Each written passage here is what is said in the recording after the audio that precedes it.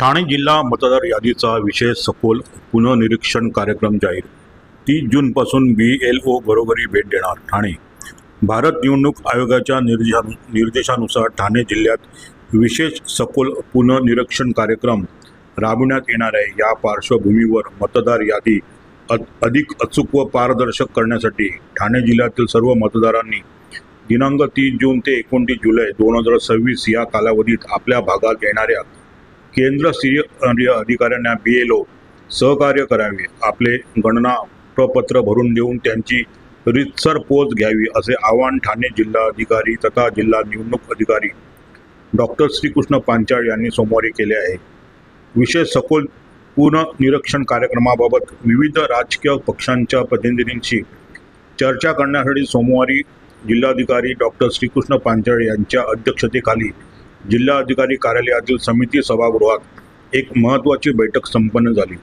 या बैठकीला उपजिल्हाधिकारी सामान्य प्रशासन रुपाली भालके, उपजिल्हा निवडणूक अधिकारी वैशाली माने, अतिरिक्त आयुक्त तथा अतिरिक्त जिल्हा निवडणूक अधिकारी प्रशांत रोडे, विठ्ठल डाके, योगेश गोडसे, सुनील पवार, धीरज चव्हाण, तहसीलदार प्रदीप कुडा तसेच विविध मान्यताप्राप्त राजकीय पक्षांचे जिल्हा पदाधिकारी व प्रतिनिधी उपस्थित होते. बैठकीत माहिती देताना जिल्हाधिकारी डॉक्टर श्रीकृष्ण पांचाळ यांनी सांगितले की ठाणे जिल्ह्यातील 18 विधानसभा मतदारसंघांमधील एकूण 6,894 मतदार केंद्राशी जोडलेल्या 74,50,515 मतदारांची पात्रता या विशेष मोहिमेअंतर्गत तपासली जाणार आहे. यासाठी मतदार नोंदणी अधिकारी आणि सहाय्यक मतदार नोंदणी अधिकारी यांची नियुक्ती व भागनिहाय जबाबदारी निश्चित करण्यात आली असून सध्या सुरू असलेल्या SR मॅपिंग या ऑनलाईन मॅपिंगच्या टक्केवारीचा आढावाही या बैठकीत घेण्यात आला.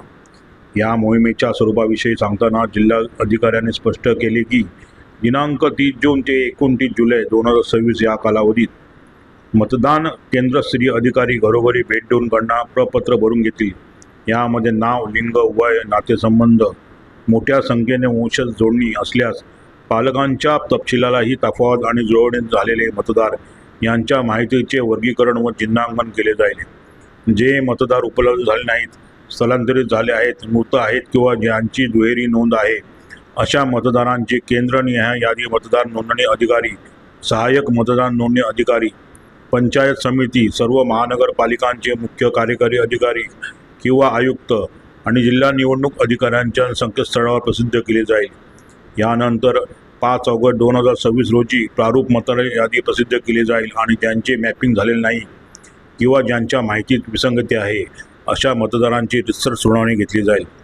दिनांक 5 ऑगस्ट ते दिनांक 4 सप्टेंबर 2026 या दावे व हरकतींच्या कालावधीत मतदार नोंदणी अधिकाऱ्यांकडे दावे व हरकती स्वीकारल्या जातील आणि त्यांची यादी नोटीस बोर्डावर प्रसिद्ध केली जाईल. यासाठी नवीन मतदार नोंदणीकरिता फॉर्म 6, फॉर्म वगळण्यासाठी नाव वगळण्यासाठी फॉर्म 7, दुरुस्तीसाठी व स्थलांतरासाठी फॉर्म 8 भरावा लागेल.